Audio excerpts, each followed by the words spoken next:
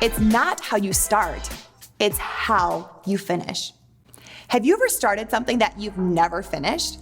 Maybe it was a workout program, a network marketing business, or a new book.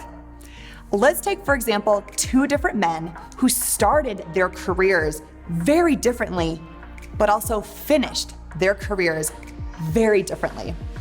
First, let's look at a man named Jamarcus Russell. Jamarcus Russell was the #1 NFL draft pick in 2007. He started as best as you can get in the NFL. The Oakland Raiders selected him as the #1 draft pick, but he was pretty dang awful.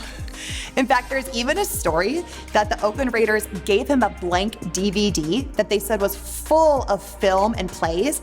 He returned the DVD a couple of days later saying that he was on board with everything he watched. Let's just say he was out of the league by the time he was 25. Now let's take, for example, Tom Brady.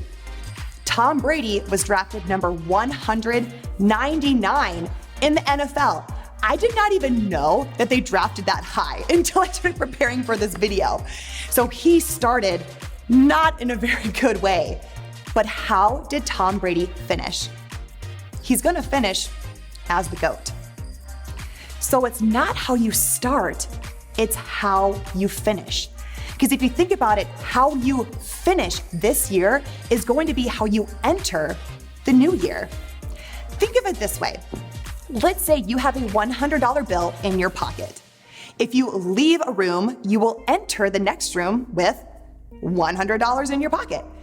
If you leave a relationship feeling a lot of insecurity and mistrust, you will enter the next relationship with a lot of insecurity and mistrust.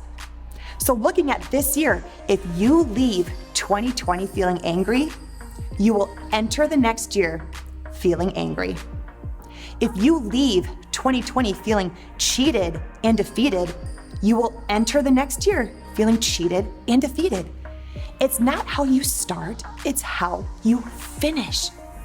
So how can you finish this year strong? There are two ways that you can ensure you will finish 2020 in a strong way. Number one, leave the past in the past. 2020 does not dictate who you are. It does not dictate the kind of woman that you are. Girlfriend, wife, business owner, colleague, friend, student. Man, whatever happened in this really rough year, leave it in the past. It does not dictate who you are. The second way to ensure you can finish this year strong is to rejoice in the daily. Now, how can you rejoice in the daily? Well, maybe try listening to worship music as you get ready for work in the morning. Text a different friend every day just to tell her that you're thinking of her. Call your parents or call your grandparents to tell them that you love them. Maybe you could start Dave Ramsey and get your financial situation in a much better place. How are you going to rejoice in the daily so you can finish this year strong?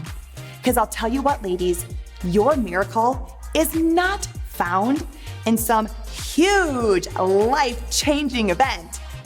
No way. Your miracle is found in the monotonous. It's found in what you rejoice in daily. So ladies, your challenge this week is to find one way to rejoice in the daily and implement it now so you can ensure that you finish this year strong.